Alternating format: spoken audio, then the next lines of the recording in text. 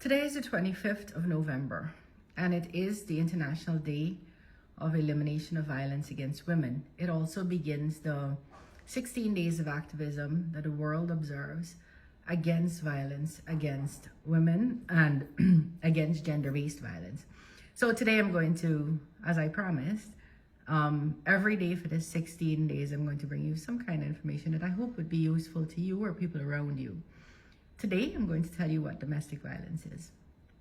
Domestic violence is domestic in nature, so you have to have some kind of domestic relationship that is romantic or familial.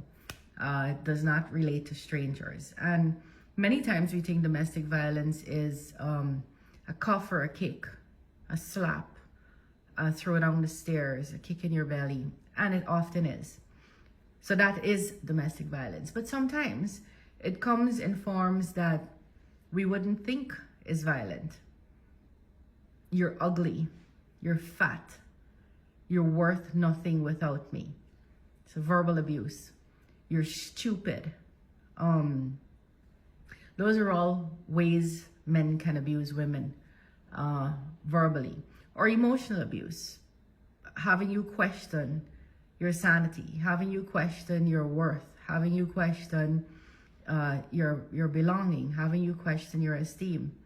Or financial, withholding from you money. So if you want to buy something, you got to ask him. He stopped you from working. If you want to buy underwear, you got to go to him for it first. If you want to change out your menu, you have to ask him first. So withholding money from you, isolating you from your friends and family so that he's everything for you. And you love it because you love this guy. So he's everything to you. He's isolated you from people who will point out to you that something's off with this relationship. We're here to support you.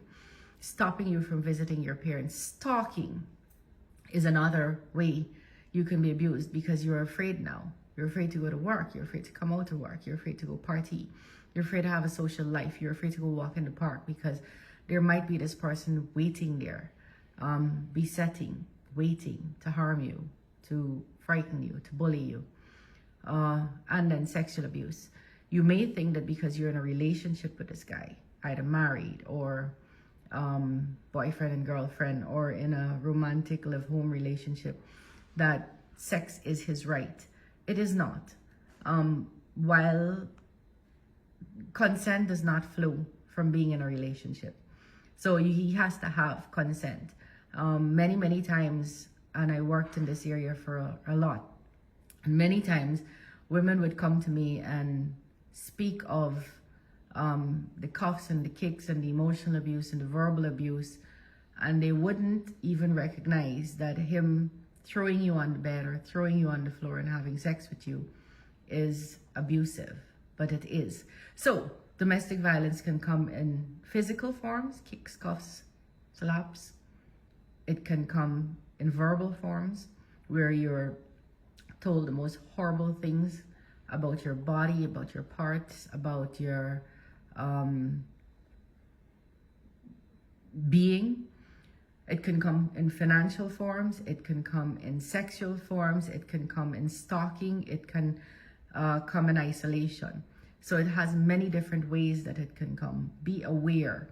Anything that makes you feel lower than yourself, anything that makes you feel worse than you are, anything that lowers your self-esteem is probably something meant to do that, and it is most likely abusive.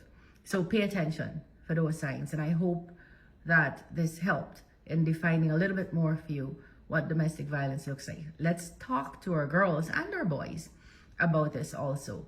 So to our boys about what they should not be doing, to our girls about what might be signs of domestic abuse, that it's not always going to be the cuff and the kick and the slap, that it can come in other forms, and to the women out there who know exactly what I'm talking about because you're facing it. I wish you peace. I wish you the strength to leave. I wish you the wherewithal to leave.